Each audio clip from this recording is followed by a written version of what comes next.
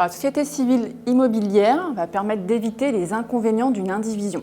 En effet, lorsqu'un bien immobilier est détenu par une indivision, beaucoup d'actes nécessitent l'accord de tous, voire l'unanimité de tous. Or, via une société civile immobilière, la gestion est facilitée et permet du coup une pérennité dans la gestion du bien immobilier.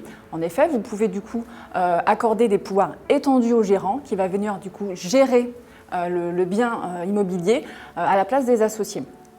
Autre atout qu'on peut également retrouver pour la société civile immobilière, permettre du coup une gestion plus simple d'un patrimoine détenu par un majeur protégé ou par un mineur.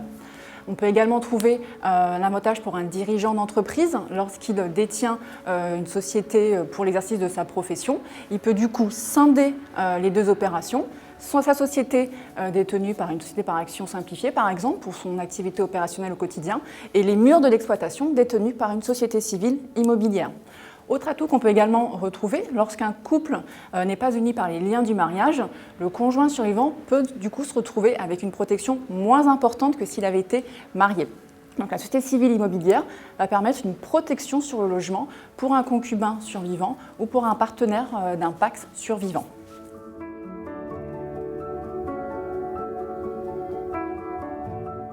Il convient de rappeler qu'un associé d'une SCI est tenu, et ce de manière indéfinie, de contribuer aux pertes générées par la SCI.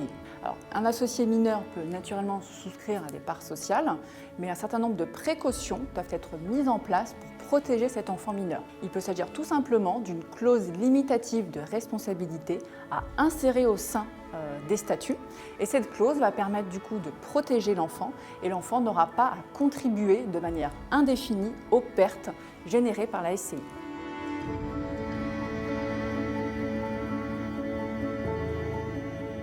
Trois points d'intention sont à noter. Premier point, c'est au regard de l'impôt sur la fortune immobilière. Lorsque vous détenez la résidence principale en direct, vous bénéficiez d'un abattement de 30%.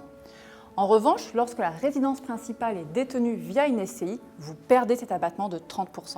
Le deuxième point d'intention concerne les droits de succession. En effet, lorsqu'une succession s'ouvre, le conjoint survivant bénéficie du logement de la famille, mais il ne paie pas de droits de succession. En revanche, les enfants, eux, doivent payer les droits de succession sur le logement de famille. Ils vont bénéficier d'un abattement de 20%. Cet abattement de 20% est malheureusement perdu lorsque la résidence principale est détenue via une SCI. Troisième point d'intention concerne la protection du conjoint survivant. Lorsque le bien est détenu en direct, le conjoint survivant peut bénéficier d'un droit viager au logement. Ce droit viager au logement est perdu si la résidence principale est détenue via une SCI.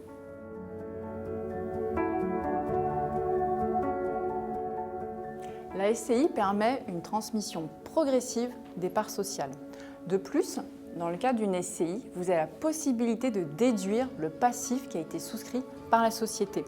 Ainsi, lorsqu'on va calculer l'assiette soumise au droit de donation, on va prendre l'actif auquel on va enlever le passif et ça vous donne l'assiette. Donc, du coup, l'assiette est considérablement réduite. De plus, si vous faites une donation en démembrement de propriété, vous allez du coup transmettre que la nue propriété, vous allez également réduire l'assiette soumise au droit de succession. Contrairement à une détention en direct, il faut savoir que les coûts de la donation sont beaucoup plus importants et beaucoup plus compliqués que lorsque vous faites une donation de parts sociales.